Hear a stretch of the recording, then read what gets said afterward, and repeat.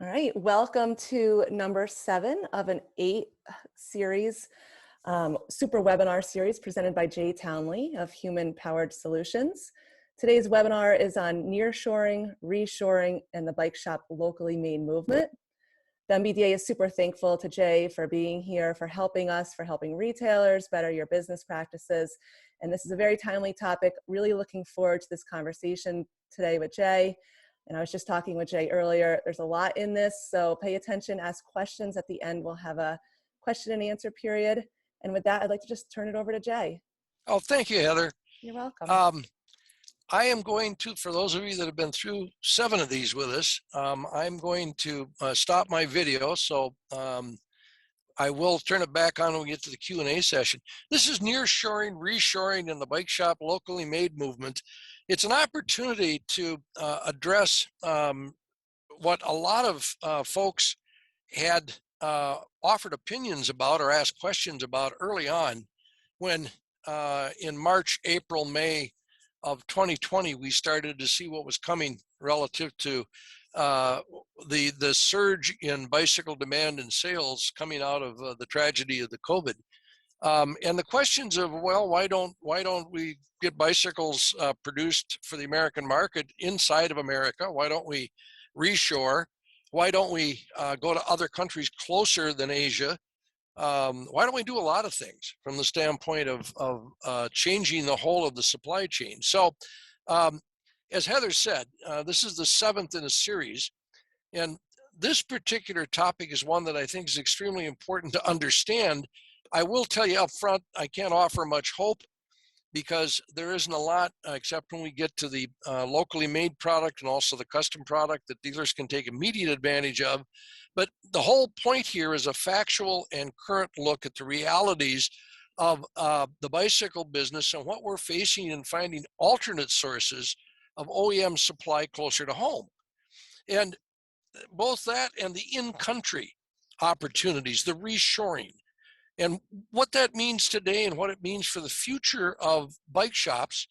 And in turn, what can bike shops take away from this now relative to their profitability and how they can grow their local businesses? As Heather said, this is the 7th in a series of 8. So we have one more of these coming up 2 weeks from today. And then we got a whole new series that's already been posted relative to the logistics nightmare. And I would add that we have yet to plan, but we'll be coming up with a webinar series for the consumer research, which the NBDA has entered into and will get into the field shortly, so that we'll have an up-to-date and timely view and look at what will be the look at the consumer want and need going forward. But for today, nearshoring, reshoring, and the bike shop locally made movement. And for those of you that have been with me in webinars before, you know what I'm doing now is working at trying to get the slides to change, which, there we go. Always seems to be a problem when we get started with one of these webinars.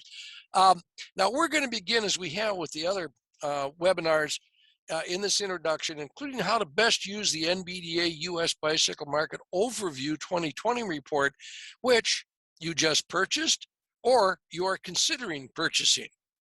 First, read through the whole report, all 125 pages.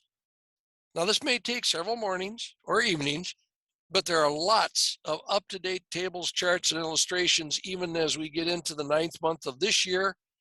And this is going to give you an overview of the current U.S. bicycle market and business. Second, determine which chapters and data sets will be most helpful for your business and your strategic plan. Yes, I am advising that you write a business plan for your bike shop business. Get out a pencil, a paper, a pen, or go to your computer and start to put it into words. Start writing your business plan. Third, carefully reread and study the last 4 chapters and extract the suggested business strategies for your review and for your consideration that are applicable to your specialty bicycle retail business and can be included in your business plan. There are 4 key takeaways from your reading of the NBDA U.S. Bicycle Market Overview 2020 report, including this webinar and the following and last webinar in this series that will be presented on September 21st. First, write down your most important findings from the 2020 report and from this webinar. And two, commit to your own business plan. Commit to it. A business plan for you and your business with financial benchmarks and key performance indicators. They're known as KPIs for your business. And Heather and I were talking this morning. One of the things you should be doing actually is relying on the NBDA to help you relative to understanding and getting the best out of your financial statements in your financial reporting. And quite frankly, in these times, I recommend you look at the financial health and welfare of your business through your key performance indicators twice a month, every other week. Number three, look up the anniversary date of your NBDA membership and put it on your calendar and make sure you renew your NBDA membership. Do it in a timely fashion. And number four, join an NBDA P2 group. As soon as this webinar is finished, visit NBDA.com and take action to join a P2 group. This is a bike shop business intelligence network unlike any you're ever going to find. It has great value to it. Now, you're going to have to pay for it. There's a cost to becoming a P2 member, but if you take that cost, look at it as amortizing across 12 months out of the year, and what you get from it, I think you'll find it'll be well worth every penny you put into it. Now, this takes us to the agenda for today's webinar. And we're going to start with a look at the reality of nearshoring. What this amounts to is this is sources of supply for the bicycles that are closer to the U.S. market, contiguous if they can be. What about Mexico, Canada, Central America, and South America? And we'll examine each of those, take a look at them, and discuss whys and wherefores. And then we'll take a look at reshoring. This is bringing bicycle manufacturing back in country to the United States, including a look at Ken International's Bicycle Corporation of America, at Worksman, at Detroit Bikes, Waterford, Cat Trike, amongst those brand names that you're aware of that are actually inside of the United States as we speak. And the locally made movement, as we call it. The locally made movement driven by specialty bike retail brands in the U.S., which, by the way, we believe has the most immediate opportunity for bike shops, along with a look at where custom bikes fit into the locally made movement. Then we're going to take a look at the future, which has changed since we started this 8-webinar series. And then we're going to wrap up with a question and answer session. Oh, went too quick. So, nearshoring. Again, this is the sourcing of bicycles for the U.S. market in countries or very close to the U.S. outside of Asia. And those of you that have been going to our webinars are aware of this table. You've seen it before. It shows U.S. bicycle imports by country of origin for 2018, 2019, and 2020. This is taken right from brain data. And you remember, I discovered that I can move my cursor around so you can see, and I can use it as a pointer, you can see what I'm referring to. What this shows is the year and the percentage of each country.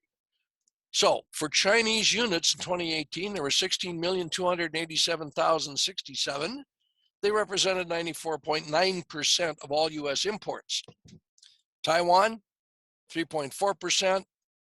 Cambodia, less than a percentage point, 0.7. Vietnam, too small that year to even register. All other countries were 1% against a world total imports into the US of 17,170,589. I apologize, by the way, for my dogs barking. That will cease in a few minutes. As we look through this 2019, 2020, you'll see that China, Taiwan, Cambodia, Vietnam certainly were the majority, the lion's share of all imports into the US, while other countries in 2020, the last year we have complete annual figures for, represent a 1.3% of annual imports of bicycles into the United States of 16,990,196 units. You notice these big blue arrows. What I'm talking about in nearshoring is replacing all these Asian sources or supplementing them with what we can get from other countries and bring into the United States. And nearshoring implies that that would be Mexico, Canada, which are contiguous to the United States, Central America, South America, and that's the extent that we would look at in the reshoring movement. So from a map standpoint, and I apologize for my dogs barking again, you would, from the standpoint of where we can get bicycles from for the US market, Canada and Mexico would be ideal, and they are. If there were sourcing available and if there was manufacturing available, it could be exported into the US. Now, what we're doing here is using a Brain article as a way of just highlighting what was in the trade press back in, you'll notice, late August 2019. The headline reads, "Is Mexico the next big supplier to the US?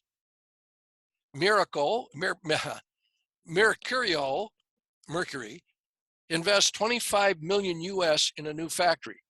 In 2019, just prior to the pandemic, Mark Sani wrote this article for Brain, and I quote, "As the Trump administration upends global trade policy with China with punitive tariffs on bicycles, parts, and accessories, Mexico's Grupo Mercurio is eyeing the US market." That was big news back in 2019. The story goes on to acknowledge Grupo Mercurio as Mexico's largest bicycle manufacturer and distributor of parts and accessories, and that Mercurio had opened a new factory in August of 2019, investing, as the headline says, 25 million US dollars, and with plans to add more capacity and develop a bonded maquiladora export capability by 2022, next year. The new factory was intended to increase the company's production to more than 550,000 bicycles annually with a mix of steel and aluminum frames. Now, this is a good time to differentiate between assembler and manufacturer.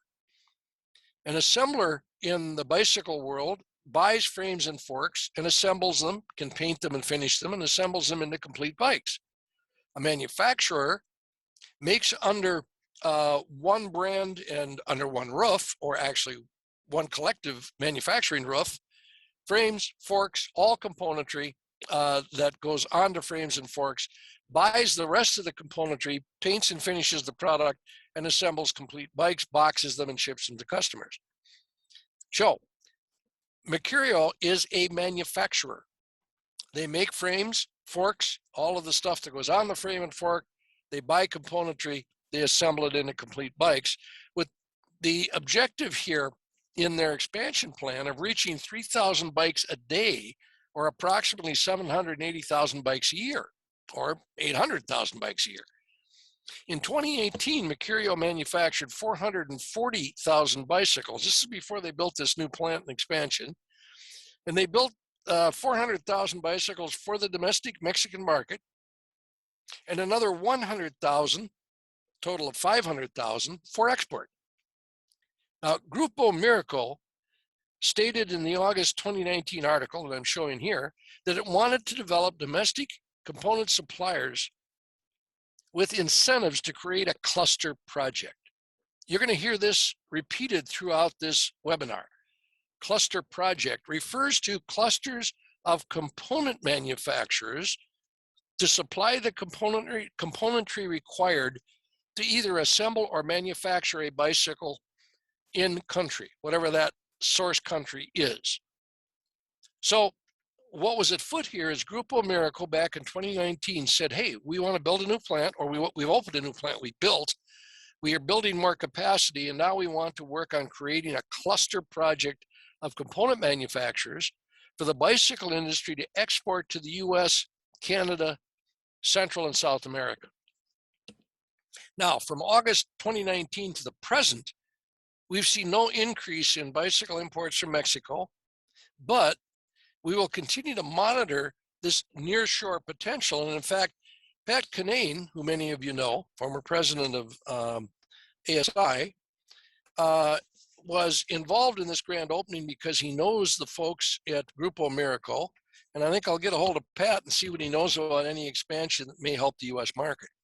But right now, to date, there has been no appreciable importation of bicycles manufactured or assembled in Mexico into the U.S. market, including any use of any maquiladoras, which are border plants or twin plants used by the automotive, appliance, and electronics industries extensively, where product is made in a maquiladora or plant inside of Mexico using Mexican labor with content that's both imported for componentry and fabricated or content from the United States brought together in the maquiladora plant in Mexico, exported out into the United States, and depending on the content could actually be labeled made in the United States.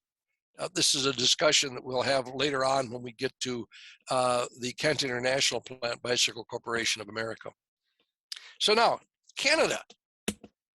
Here's what we found when we researched the Made in Canada website, and I'm quoting here. The Canadian bike is a bit elusive. The majority of bikes you'll find in stores are made overseas. There are a few manufacturers in Canada doing some mixture of frame manufacturing and parts assembly. We'll cover those. Most of the parts appear to be made elsewhere, but ideally you can find someone making a frame and assembling a bike in Canada. Now, the reference in May of 2020 in Brain is about Quantum, a Montreal-based e-bike retailer and manufacturer distributing and bringing back to the Canadian market Peugeot, a French brand. Peugeot was manufactured in Canada 20 years ago, but went out of the market because the manufacturer that was making it also changed its whole means of distribution. We know them as Rocky Mountain today, and they do import their bikes from Asia. But the big news here was that Quantum had acquired the Peugeot brand and was bringing Peugeot bicycles back into the Canadian market. The other reference we've got here is to two Canadian brands that you do see in the U.S. market. There is Argon 18, who imports its frames from China and assembles its bikes in Montreal, and Da Vinci Bikes, who manufactures its frames and does its assembly in Quebec. So technically it is a manufacturer. However, neither has shown any interest in increasing exports into the U.S. market, as we saw with the example from the Mexican market. So we're not aware of any Canadian bicycle manufacturers or assemblers that are intent upon doing what we saw Grupo Miracle doing, but we'd be happy to hear from any attendees who know of any Canadian producers that we can add to our nearshoring list, because we plan to expand this whole section into either a series of articles or possibly another chapter for the U.S. Bicycle Market 2021 overview report. So relative to Canada, like Mexico, we found no appreciable import into the U.S. market or any appreciable interest in providing more product for the U.S. market consumption. So this takes us quickly to Central America, which has a lot of countries, although they're smaller. This is between Mexico and South America, and includes the Caribbean Basin, Jamaica up there in the upper right-hand corner. But the Caribbean Basin Initiative is actually a trade issue, and there are a lot of sporting goods products made in the Caribbean nations and countries, including baseballs, by the way. As I understand it, the vast majority of baseballs that are consumed in the U.S. market are manufactured in the Caribbean, imported into the United States. However, This is a long way around of saying of the Central American countries that you see here, we found no appreciable amount of bicycle assembly or manufacturing. It may be there. Again, if you're aware of it, let us know. We could not find it. So it appears that any initiative that would come along between now and going forward into the future in Central America would have to be a greenfield. It would have to be a startup from scratch. It certainly could benefit if there was a successful cluster of componentry that would be anywhere near Central America. But from our standpoint of this webinar, we move on to South America. Now, South America has economic and infrastructure advantages over both Mexico and also the Central American countries. Not all of the countries in South America, but some of them. Also, it's got some social and governance instability and risks. This holds true for the whole region, Central America to South America. Of the 7 countries, Brazil is the largest, with one of the most advanced economies, and as it turns out, one of the largest bicycle manufacturing facilities in the whole region. Some of you have heard of Caloi. Caloi is the largest bicycle manufacturer in all of Latin America, producing 700,000 bicycles annually, has an employment of 900 to 1,000 workers. The company and brand were founded in 1898. You're going to see that date repeated. And I will add, as a former Schwinn employee, that was the year that the Schwinn Bicycle Company was founded in the United States. So, Caloi was founded in 1898 in Brazil, and Durrell, a Canadian public company, acquired 70% share, or the majority, of Caloi in 2013. Annual revenue of Caloi is estimated at, in U.S. dollars, 138 million, yielding an estimated 19 million U.S. dollars in revenue. Now, Durrell also owns, as noted in the lower portion of this slide, the brand names Cannondale, Schwinn, Mongoose, and GT, amongst others. Its Pacific Cycle division is one of the top 2 bicycle suppliers to Walmart, and its Cannondale Sports Group is the 4th largest provider of U.S. bike shops and especially outdoor dealers. Again, the bike shop owners that are on this webinar or people in the bike business on this webinar are very aware of this. According to Durrell, the Caloi factory in Brazil is to assemble Durrell's Cannondale, Schwinn, Mongoose, and GT bike brands for the Brazilian market, and then their press releases note, and for the export markets. Now, from 2013 through 2020, we've seen no significant bicycle imports into the U.S. from Brazil or South America.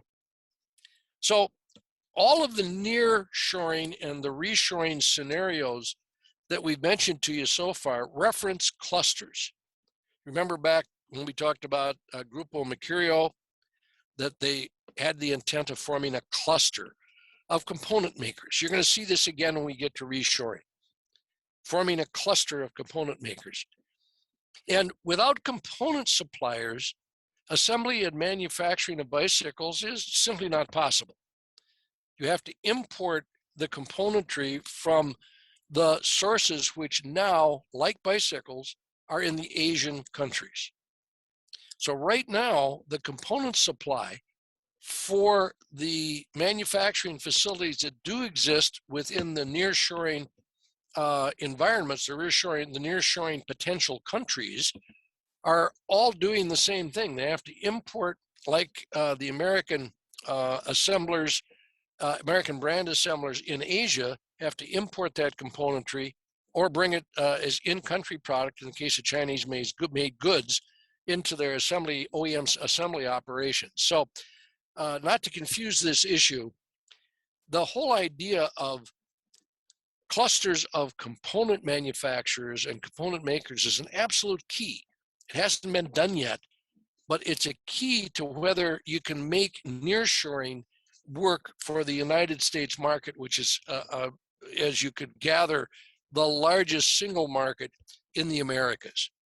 So let's move, if I haven't confused you with nearshoring, to reshoring. Now, this is bringing bicycle manufacturing and assembly back into the U.S. in country. Now, I can get excited about this.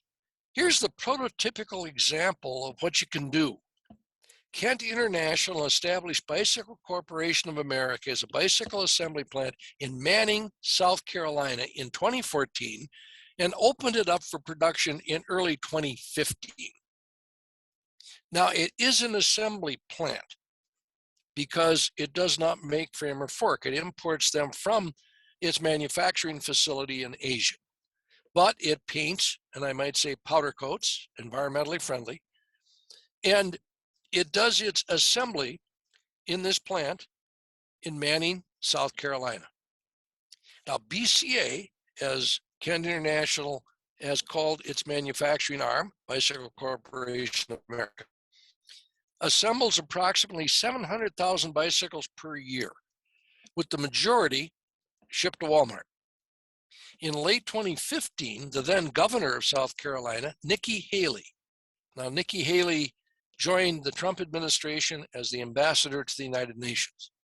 But when she was governor of South Carolina back in 2015, she greeted a gathering of 30 representatives from 23 Chinese and Taiwanese component manufacturers who were attending the BCA grand opening in Manning, South Carolina.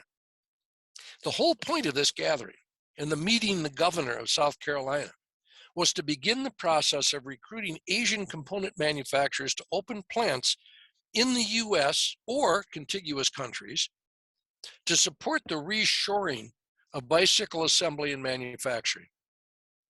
This effort was unfortunately derailed and shelved when the Chinese-U.S. trade war started in 2018. However, it was the beginning of what has to happen in whole or part. The migration, that is, the migration of some key Asian bicycle component companies to manufacturing in America to support nearshoring or reshoring of bicycle assembly and manufacturing, of bringing bicycle manufacturing back to America. Meanwhile, Bicycle Corporation of America continues to assemble bicycles in the U.S. And I might add, they're a great example because they are producing bikes for Walmart, mass merchant, lower end of the price spectrum, and certainly represent the simple point: if you can do it efficiently, and I hope profitably, in Manning, South Carolina for the mass merchant market, you should be able to do bicycle assembly anywhere in the country. The exception is what we've just gone through relative to the trade wars, and then in turn the COVID, which was a black swan event, and the disruptions that have occurred in the marketplace and in the supply chains. Now, this is Worksman, and I think this is a fascinating story. Worksman was founded in 1898. Seems like an interesting date. And has been manufacturing its industrial bicycles and tricycles in New York City ever since. In 2017, Worksman opened a new 2-acre production facility in Conway, South Carolina. This is not Manning, this is Conway. It's another city, probably the furthest distance away from Manning, but still in South Carolina. And as of May 15, 2017, Worksman bicycles and tricycles shipped from the Conway facility, and food vending carts continue to be manufactured and shipped from the company's New York City facility. So while not bicycles, this definitely is a part of micromobility in the United States. And Worksman is well known to many of us in the specialty bicycle retail trade, and they've expanded their U.S. footprint and they've expanded their in-country manufacturing.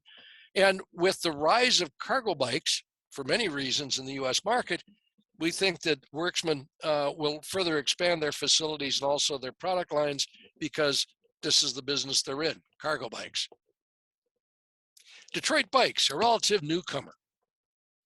Founded in 2011 Detroit Bikes provides a number of different bicycle-related services to various types of customers.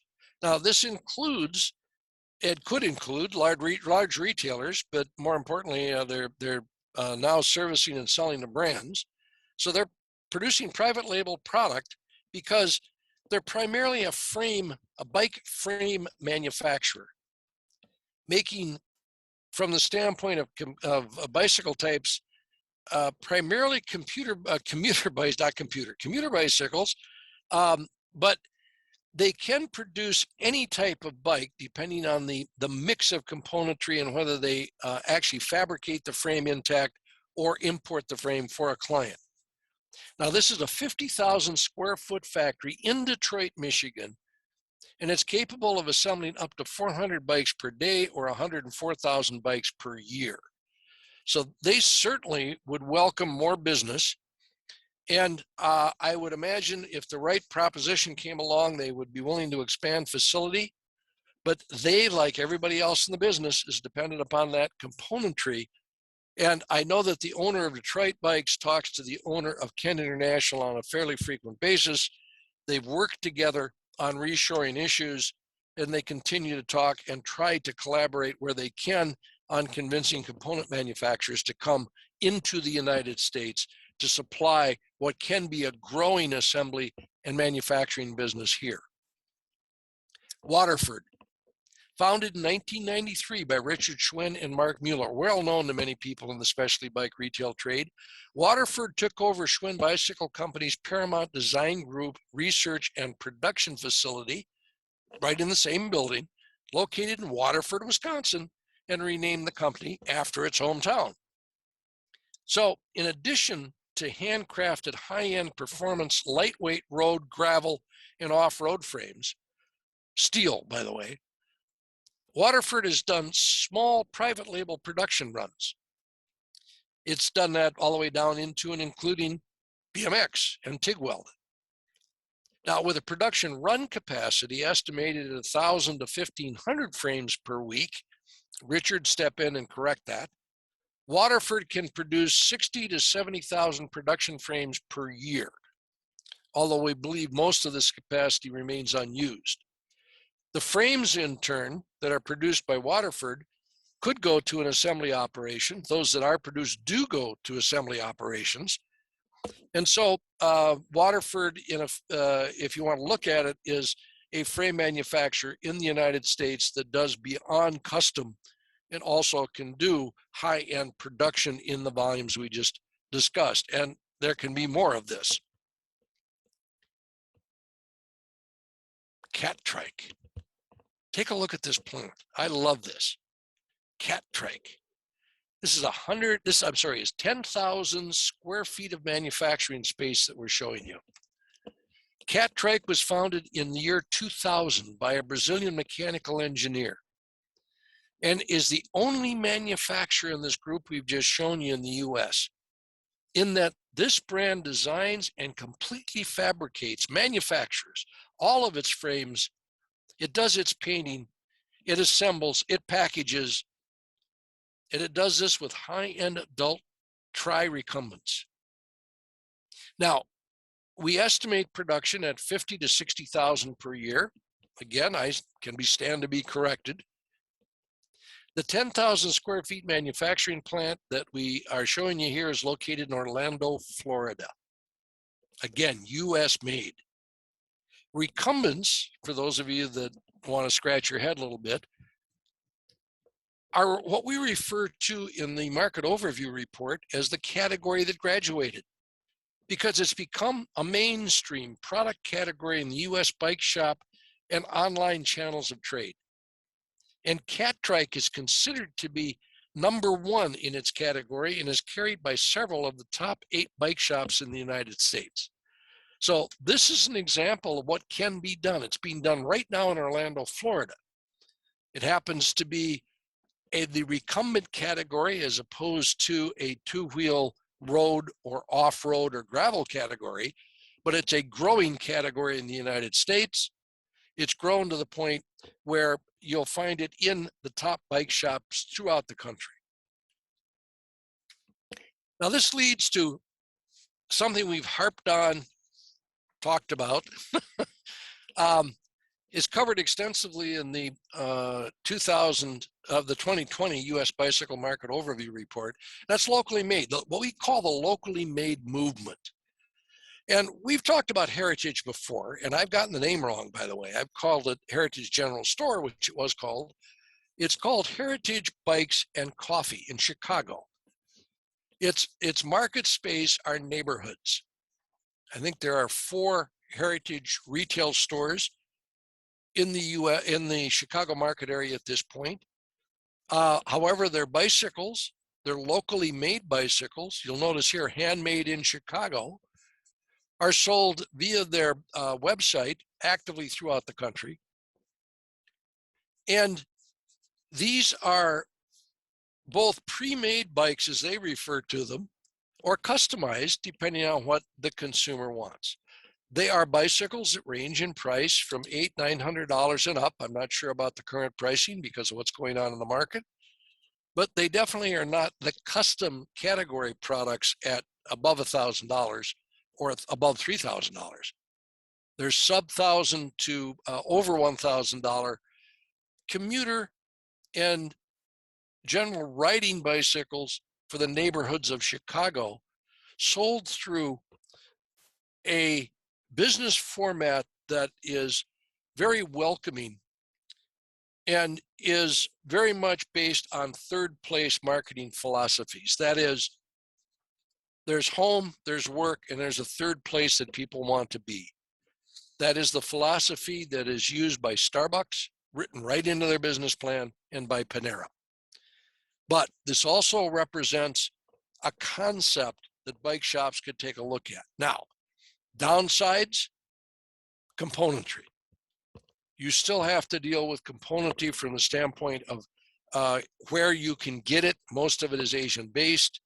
However, you have some flexibility, because you'll find when you get into locally made, most locally made lines or product categories include fixies, which are the simplest, most straightforward of all bicycle types, and therefore less componentry required and easier assembly from the standpoint, much more easily procured componentry, and then easier assembly from the standpoint of putting a bicycle into your shop or making it available to consumers. Locally made movement now, we feel, is getting some traction. Now, locally made also includes what Roll Bicycle Company out of Columbus, Ohio has done. Roll Bicycle Company is a branch of Roll Bicycle Retail. I mentioned headquartered in Columbus, Ohio, which also, by the way, is one of 2 centers of specialty retail development, not just for the bike business, for the clothing business primarily, and specialty goods of all types. But Columbus, Ohio is where there are a number of different companies that develop retail formats. So in Columbus, you also have the financial arms or the financing companies and the ownership in the United States of some really good, interesting, high-end specialty retail operations, including Roll. Now, Roll has up-to-date quality special bicycle retail stores. I urge you to go online and take a look at them. But it also has, and has introduced in the last 5 years, its line of bicycles, which is designed, spec'd, and marketed by a bike shop to and for bike shops. So what we've seen relative to Roll's expansion in the U.S. market, while it is dependent on importing its componentry, including frames and forks, from Taiwan, it is doing its assembly in Columbus, Ohio. And they have close to 200 bike shop customers for its line of bicycles across the United States. As I said, Roll, as a part of the locally made movement, is a line of bicycles designed by, spec'd, and marketed for bike shop by a bike shop by a bike shop. Public may be known to some of you. Interesting history, near term, relative to the dynamics of the marketplace at this point. Public Bikes was founded in 2010, and you notice most of the dates I'm talking about here are since 2000. Public Bikes was founded in 2010 for city and commuter riding, starting from about $500 roughly U.S., warranted for life, which is interesting from a warranty standpoint. And in turn, Public Bikes, founded in 2010, was purchased by Mike's Bikes, a 12-store chain in Northern California, in 2017. Mike's Bikes, again, the 12-store Northern California chain, was purchased August 18th of this year by Pon Bike, P-O-N, Bike, the Dutch parent of Santa Cruz, Cervelo, Gazella, Focus, Urban Arrow, and other bike, mobility, and auto brands. The acquisition of Mike's Bikes aligns with Pon's strategy to expand its retail operations in North America by acquiring premier specialty retail brands in top markets. This is a quote from a statement that the company issued when they purchased Mike's back on August 18th. Pon Holdings, Pon Bike, we think have changed the dynamic of the specialty bicycle retail business and also the locally made movement. With this change and the change in the dynamic, we also see that it keeps the locally made movement going, with Public remaining, at least for now, a locally made bike shop bike brand. This takes us to Custom, which is well known in the bike business. Custom bikes have been a product feature of high-end bike shops for decades. When I worked for the Schwinn Bicycle Company, actually when I worked for a bike shop in St. Paul, Minnesota, pre-1966, what we strived for, what we wanted, what all of us that wanted to be wannabe bike racers, was a paramount. The ultimate in custom bikes in the United States in the 50s, 60s, 70s, and beyond. So this has been a feature of the bike shop trade, particularly the high-end portion of the trade. I chose Ben Serrata and Serrata Bikes as an example of the more than 400 custom frame and bicycle makers and brands currently in the U.S. market. I know Ben, I know his work. As his byline here says, nothing beats custom done right. So this is the high end of the market, but also it's in gravel bikes. You can get custom in off-road, custom in just about any type of bicycle, including recumbency. Now, we estimate that 30% or more of custom bikes, as they're called, in quotes, are either sold through bike shops or housed or captive in bike shops. So they're very integral to the specialty bicycle retail channel of trade. Higher priced than the locally made, but also have a distinct place within the market. So this is another area that bike shops should, we think, seriously look at and consider. Now, the second custom builder that we've chosen to show here is Sutherland. I know John, and I know his wife. Sutherland Custom Bicycles, we think, is a great example of a custom built brand that is a major part of Bicycle Wise and Sports Fitness Bike Shop in Whitewater, Wisconsin, because that's owned and operated by John Sutherland and his wife. Now, what John does is works in the bike shop at the height of the season, and then in the off season, when it's cold and chilly in Wisconsin and snows on the ground, he builds bikes. So if you go to his website, you'll see that's exactly the way he structures the custom program. But the store, Bicycle Wise and Sports and Fitness, is set up so that you can come in, and instead of sitting on a stool and talking to the wrench, you can sit on a stool, and behind the glass, you can watch John fabricate bicycles, custom bikes, and if you're lucky, your bike. So while not every bike shop owner is going to be also a master frame builder like John Sutherland, bike shops can offer frame builders a base of operation, a base for sales and marketing, and certainly can expand into the whole of the specialty bicycle channel of trade. So custom is another piece you should look at for the high-end piece of business. Perhaps something, if you're having real problems with product at this point and you've got the clientele and the customer base, consider as an immediate thing you can do within the market in 2020, 2021. Now we're going to turn to the future to wrap up this webinar before we get to Q&A. We're just at the right kind of timing. And this is a headline from Sunday, from the 5th of September. And relative to the future, we wanted to make sure that we started out by getting the latest in the supply chain nightmare. U.S. ports see shipping logjams likely extended far into 2022. With record volumes of goods reaching the U.S., port executives expect a crush of container imports beyond the holidays. This morning, some of the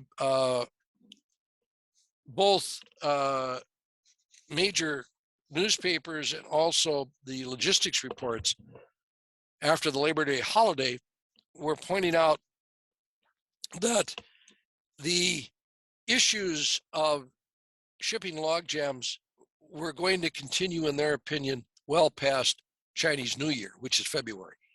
That's also the traditional time that the bike industry does a number of things relative to the supply chain, but you might recall that it was also the time when the COVID took hold relative to the supply chain for the United States market, and that we were shutting down a lot of the supply chain and facilities by March a year ago. But bottom line, for the future, the logistics nightmare continues, and as we said in the last webinar in August, it's now going to continue and extend for at least a year into August, September 2022, and we're seeing more and more evidentiary material that points to that being the outcome that we're going to have to plan for and put into our business planning. Now, HPS and the NBDA Market Overview Report considers 2020 and 2021 to be inflection points, turning points after which dramatic change with positive results in this case is expected, because the great tragedies of COVID-19 and the climate crisis have created opportunities for American bike shops in their local communities, starting with what our market overview reports as the Bicycling Relevance Index. As an example, as infrastructure and transportation bills make their way through Congress, and I will tell you, these are superb pieces of legislation with more money for electric bikes, electric cars, bicycles, and pedestrians than I've ever seen in my lifetime. While those bills are progressing through the Congress, and they are bipartisan pieces of legislation, unlike the squabbling that's going on over infrastructure and other issues, the demand for e-bikes is soaring in this country, like I've never seen that before. Now that's important, along with the Bicycling Relevance Index, because for decades, the bicycle business has spent time and money, in great measure, on building and enhancing the perception of bicycles and bicycling as viable solutions. The Black Swan economic event and public health crisis of COVID-19 and the pandemic have accomplished in 6 to 8 months what the bicycle business has labored at for 46 years since the end of the last bike boom. It's well known that COVID-19 has accelerated many things: online purchases, and in our case, the perception of bicycles as a solution. The surge in retail sales dollars that we've experienced and the revenue that we've experienced are an added bonus. As we come out of the pandemic to the post-pandemic period, which is now going into 2022, and we face the reality of the climate crisis, it'll be up to local bike shops and the American bicycle business to make the perception into reality. So we're going to sum up and summarize for today. We looked at nearshoring and hopefully explained it. Nearshoring is, can we do bicycle manufacturing for the U.S. market in contiguous countries or in our region, Mexico, Canada, Central America, South America? Reshoring, coming in country, back to the United States. And what Kent International and Bicycle Corporation of America have done up to this point, what Worksman has done, Detroit Bikes, Waterford, and Cat Track. And sorry if we left anybody out. If we have, let me know.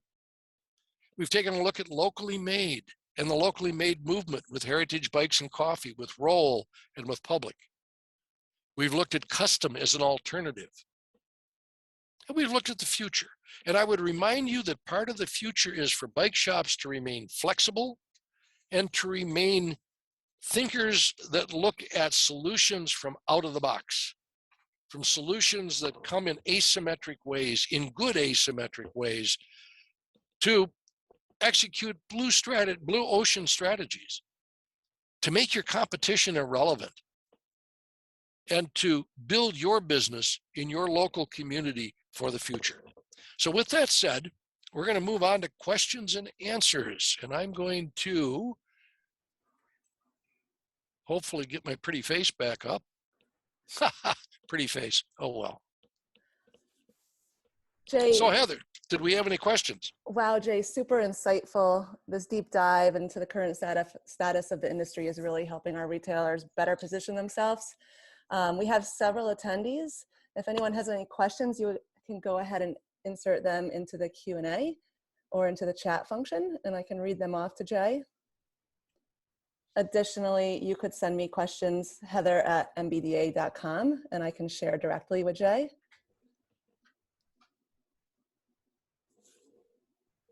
Jay, again, you're so you're so detailed and thorough. I think we maybe touched on everything here. I know I see Allison Palmer and Bill here. Thanks for attending, guys. Phil, nice to see you. Well, I've either stunned them or confused them. We might be stunned. We might be confused. Well, we will have this webinar available in our recordings. Allison here just dropped a note. Hi, Heather and Jay. Thanks for having us. It was a great presentation. Thanks, Allison. Thanks for being here. Yeah, we will drop a recording of this presentation into our super webinars. You can access it at any time. If you want additional information, you can reach out to me, Heather@NBDA. I can pass it over to Jay. And thank you for sharing your afternoon with us. Jay, again, thank you for your work with the NBDA. You're a tremendous resource to our industry, and we're thankful for our partnership. Oh, thank you, and thanks everybody for attending. All right. And if you got any questions, get them to Heather, and she'll get them to me, and I'll be more than happy to answer them. All right, everyone. Have a great afternoon. Thank you so much, Jay.